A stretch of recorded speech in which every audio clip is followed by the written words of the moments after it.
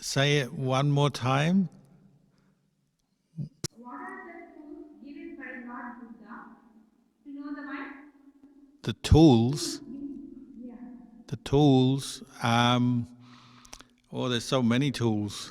But in brief, you might say the practice of samatha and vipassana, or calm and insight, in developing, as I was saying, developing states of calm, practicing mindfulness until the mind drops the hindrances and becomes very self-contained, and then developing insight through wise reflection, contemplation, clear seeing of the way things are. These two things will help us progress on the path right to Nibbana. I have one more question, Ajahn. Can I ask? Yeah. What will control the mind when it gets attached to senses, taints it, and trains or educate the mind? You have to speak a bit slower. I want to catch you. When the mind gets attached to sense objects, Yeah. what will um, what will stop the mind from doing that and train the mind or tame the mind? Doing the Train mind. mind or tame the mind? Attain the mind. Like taming Oh, horses taming the and mind. Okay. Yep. yeah. Yep. Well, the same as I was saying just now, developing more consistent mindfulness is a good starting point. But we practice mindfulness as part of the path in so many ways. So we're practicing mindfulness of our sila, so our speech, our actions, to make sure they're wholesome and not harming anyone else, not harming ourselves.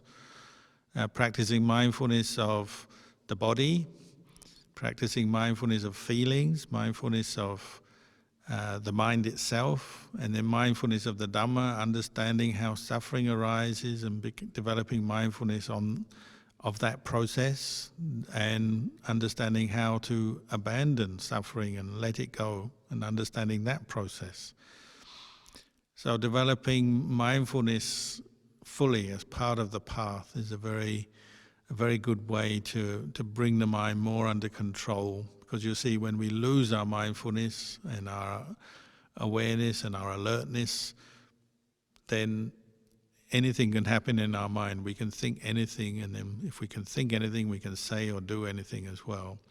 Our mind becomes wild, confused, and suffering in different ways when we lose our mindfulness. So keep contemplating that, the harm of losing awareness, breaking the precepts, say, losing awareness, getting caught into different kinds of mental suffering. Keep seeing the harm of that, and that will bring you some motivation to want to train the mind more. And sometimes you have to be harsh on yourself. So just like taming the mind, taming the elephant. When I used to stay in the forest on the Burmese border, the local people would catch elephants to sell them. They'd train them and sell them for pulling logs. And they could make a lot of money, so they did it quite often. But it wasn't easy because they would catch wild elephants. And the way they did it, they'd dig a deep hole and they'd herd the elephant, they'd frighten it and shoo it so it ran down a certain way in the forest and then fall into the hole, which they had covered with leaves first so it didn't see the hole. And the hole was so deep that the elephant couldn't get out. Or occasionally, though, they did, they underestimated the elephant, and sometimes it could dig its way out, make little steps and climb out of the pit, and then it would cause havoc chasing after the men who had caught it. But if it couldn't get out of the pit, they would have to starve it for many days until it kind of became weaker, and they would scold it, and then they had these various tools which they would poke it to get it to do what they wanted until they could train the elephants. After many months, they finally trained them so that they could control them, and then they'd sell them for pulling logs and being used by people, and they'd make money that way. So, the human mind is like that. We have to do a lot with it, and sometimes we have to be quite tough on ourselves, firm, determined to train it. Sometimes we have to use a lot of loving kindness. If we are getting very angry or upset, we have to calm ourselves down, use kindness, compassion. So to tame this mind takes a lot of effort, but that's exactly what the Buddhist path is all about, how to tame the mind and develop sila, samadhi, panya over and over again, and making that the center of our life. Even if we have a job, family, other things we're doing, try and make the development of the path the center of your life, and that's where you'll get the real benefit.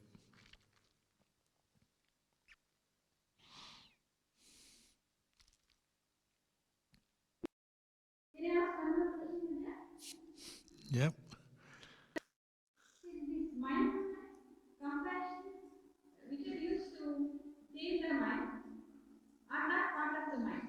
They are different from the mind. Yeah. Mindfulness, They're sankharas. They're sankharas, but we have to use these sankharas to train ourselves to ultimately get free from five khandhas. They're still part of the khandhas. We develop mindfulness or the thought of metta. These are still part of our khandhas, and ultimate liberation is where we've let go of the khandhas and the identification with them. But you have to use what you've got. So you use this mind to develop the path, even though as we're developing the path, we're still caught up in suffering and the causes of suffering, but little by little we're freeing ourselves from it.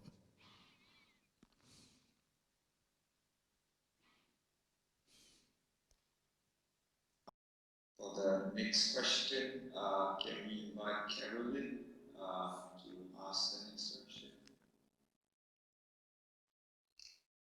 Carolyn, could you unmute yourself? Thank Ajahn. I have two questions. One is you just said that we can use compassion and kindness on us when we are angry.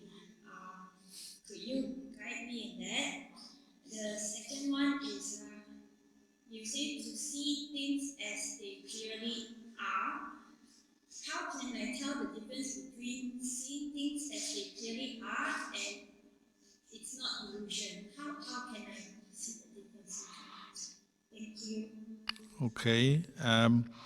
Well, dealing with anger in brief, there's a few factors. One is recognizing the suffering of being angry, caught into angry thoughts. And so making your clear goal is to abandon this, and you have to take responsibility for that angry thought, angry state of mind. It's your state of mind.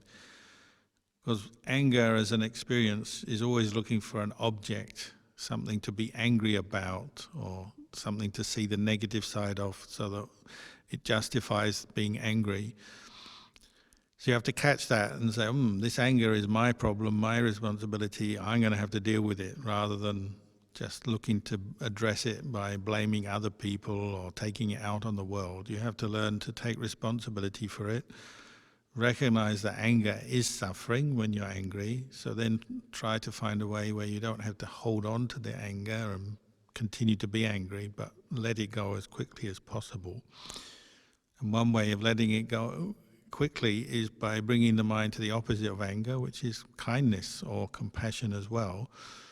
Developing a lot of loving kindness every day, starting your day with loving kindness as your first thought, your first action, can be a very powerful way to keep the recollection of metta, loving kindness, through the day as an antidote to anger, or at least to reduce your chances of getting angry.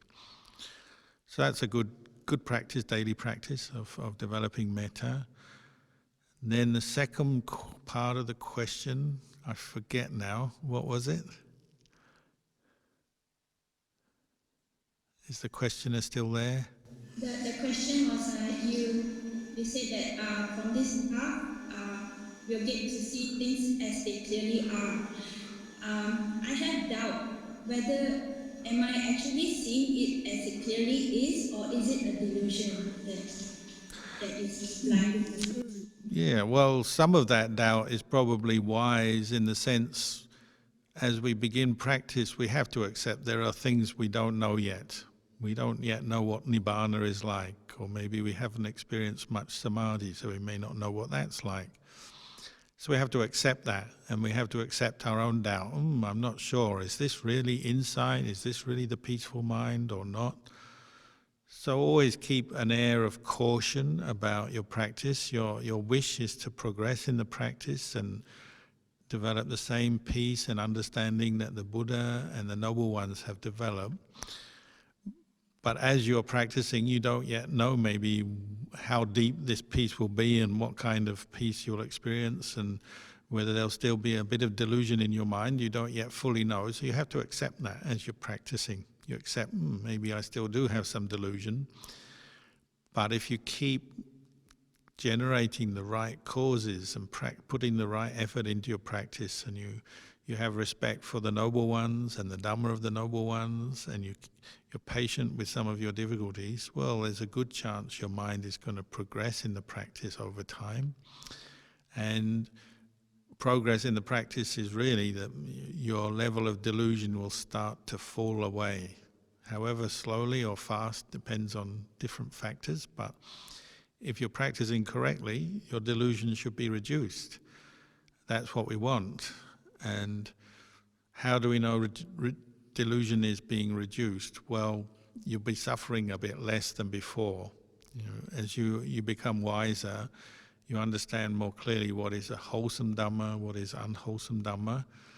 And as you understand that more clearly, your mind wants to hold on to the unwholesome Dhammas, the unwholesome mental states, less and less, because you know this is suffering, this is the cause of suffering, I don't want it anymore, it's suffering. And your mind will incline to bring up and develop the wholesome, skillful Dhammas more and more, and they will bring happiness and peace.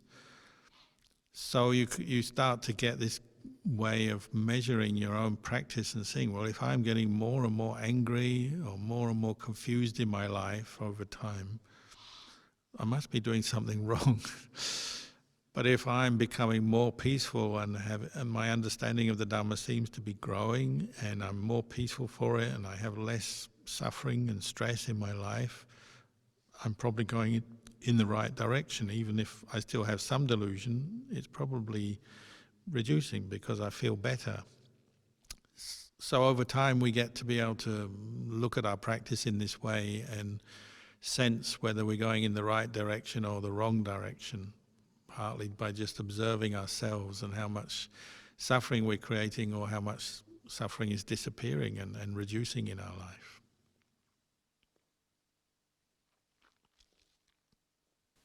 Next, can we invite John to ask the next question?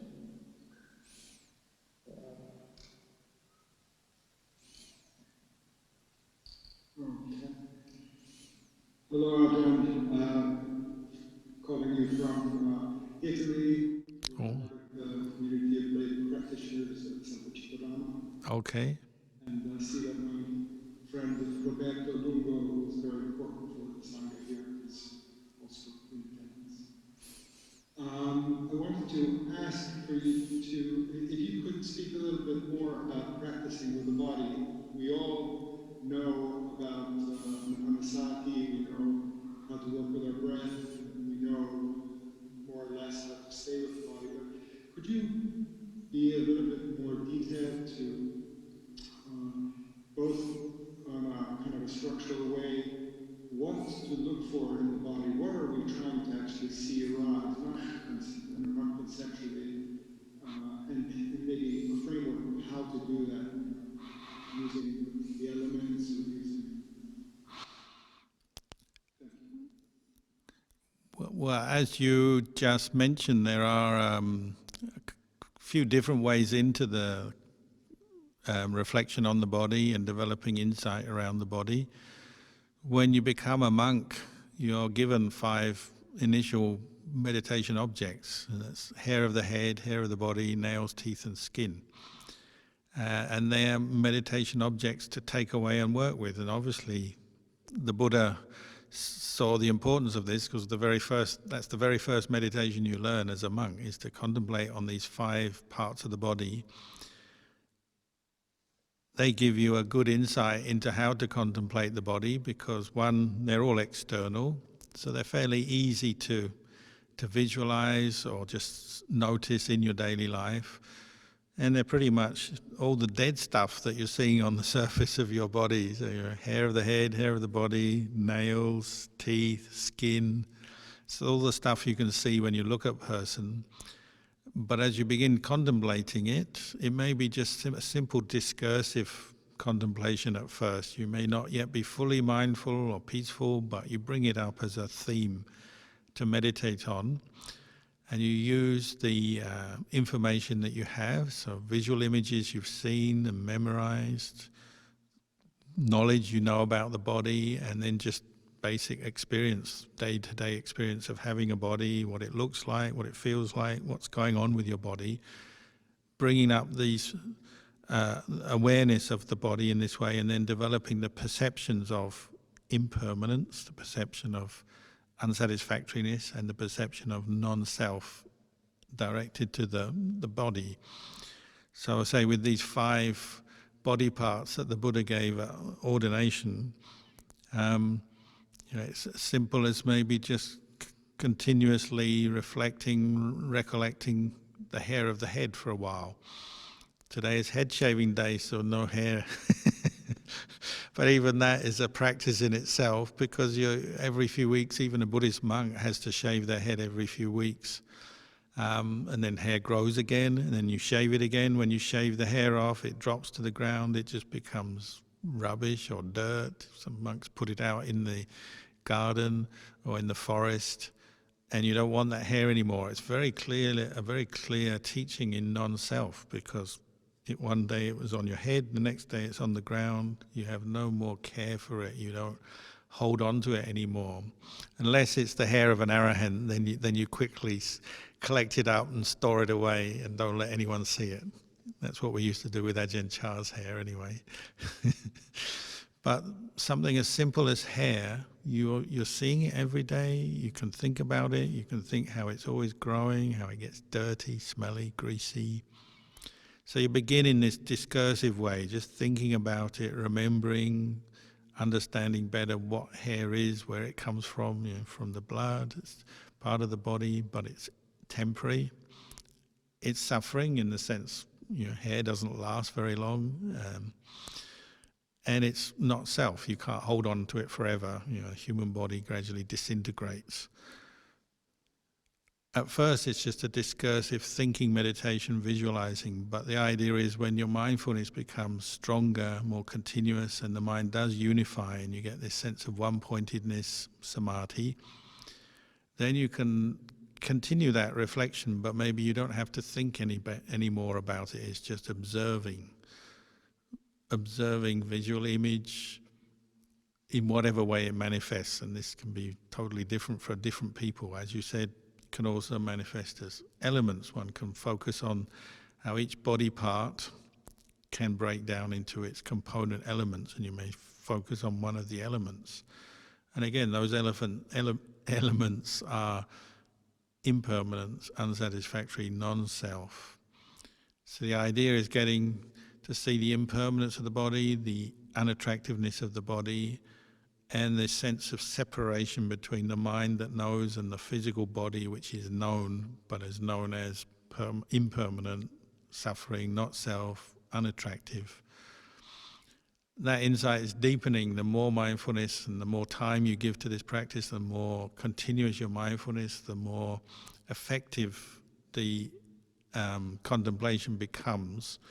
So it's changing your mind's relationship to the body. There's a sense of separation, and the body is seeing more as what it is.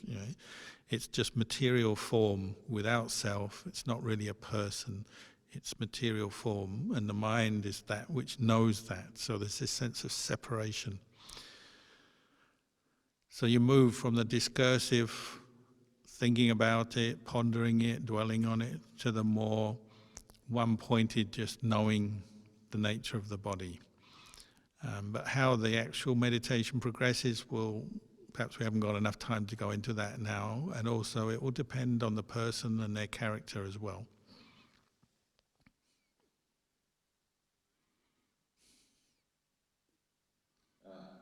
Can we invite Kanti to ask the next question?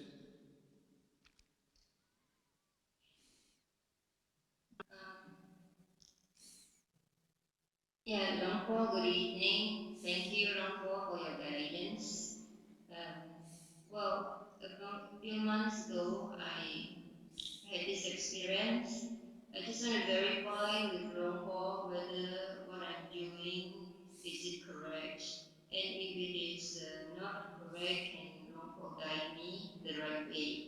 And if it's the right way, what is the way to shorten it such that I don't suffer so much through that process? Number one, it is like this. One day I saw something where my eye come in contact with that object and a memory arises.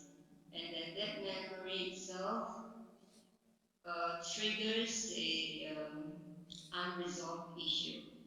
So that unresolved issue somehow keep on simmering. That means I know there is a wanting, and then because of that wanting, then there is this intention to want to resolve the issue. But I also know that I don't have a solution for that issue right now, nor in the future. I don't know. So, so after that, that wanting comes again, and then intention, wanting to think again, and so it goes on. Then came the body become, the heart area become congested. So I was aware of that heart congestion.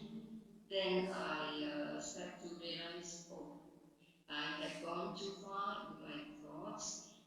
So I bring my mind to the body. Then gradually, that palpitation in the heart subside. And upon subsiding, I reflect back.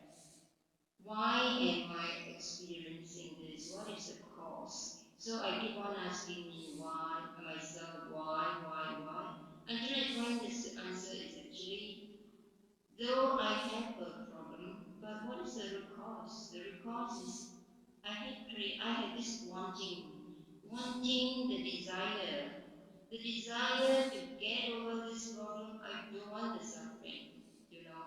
I don't want myself to suffer, and I don't want other people to suffer. So I'm protecting another person as well, not to suffer.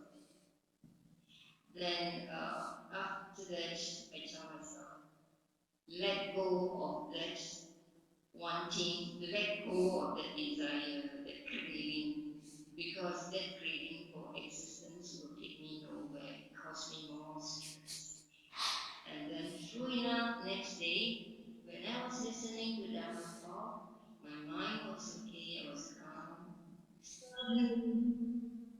Suddenly came, the palpitation was so high, but then I was having no thoughts at all, and I just ignored that thing that was the palpitation that was bothering for quite a long time. Then again I reflected on it. Am I practicing correctly, or is there a better way to go around it so that I'm able to catch that desire when the thought arises, but I think maybe I am not mindful enough. There is this desire of wanting to resolve, and this desire is actually due to greed. But as a few days passed by, I came to realize I cycle my mind and tell my mind that everything is impermanent, and everything is impermanent, is unsatisfactory, and there's also not self. So why am I holding on? Why am I holding on to all these things which I cannot see the future at all, and I just let it go and let the future take care of itself. What I've suffered, I think that is a mess, and it cannot get worse anymore. So, Longpo, can you guide me as to whether I'm going the right direction or no? And thank you, Sadhu. Well, full marks for your efforts in the practice. You know, what you've been describing, you've obviously put a lot of effort into your meditation and observing your mind, so that's all really good. I don't know the details of the particular issues that bother you, but things like you've been describing, like your palpitations coming up, observing, craving arising, passing away, all of that can give you some good insight into both your body and your mind. I would just keep contemplating and try to find the place where your mind goes peaceful, like you say, where you let go of the wanting, the desires. You have to be very patient as you practice, because sometimes the mind is full of desires, or sometimes the body is full of pain or palpitations or different experiences. So be very patient, but keep coming back to quietening the mind and see where you can just let go of wanting, desiring, and practice more equanimity towards yourself, equanimity towards the people you love. If any of the suffering you've explained is to do with that, connections to family, friends, and that. Try to accept, everyone has their karma. Everybody has to experience the fruits of their karma. The best practice to do is develop mindfulness, see the impermanent nature of this body and this mind, and then let go, like you've been saying, and just keep doing it.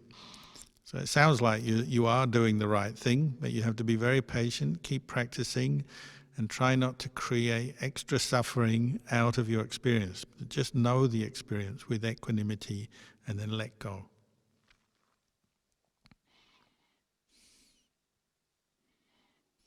Sadhu Longkor. There are no more questions. I think we can end the session for tonight. We could invite Longkor to lead us with the chanting. Okay, as I said earlier, this is the last session for the whole series for the last few months during lockdown. So thank you all for participating and listening. If anything I've said has been useful to you, that makes me happy. I hope it's been beneficial for you. But if it hasn't been, never mind. We keep practicing, we keep learning. And hopefully in the new year we might have another series of talks, but that has to be finalized. But there will be a Zoom retreat coming up the last few days of December going into 2021. There'll be a Zoom retreat run by Wenjia and the team. So maybe you can join us on that, and we'll see you for that. But for the meanwhile, we wish you all well, and may the blessings of the Triple Gem guide you and protect you.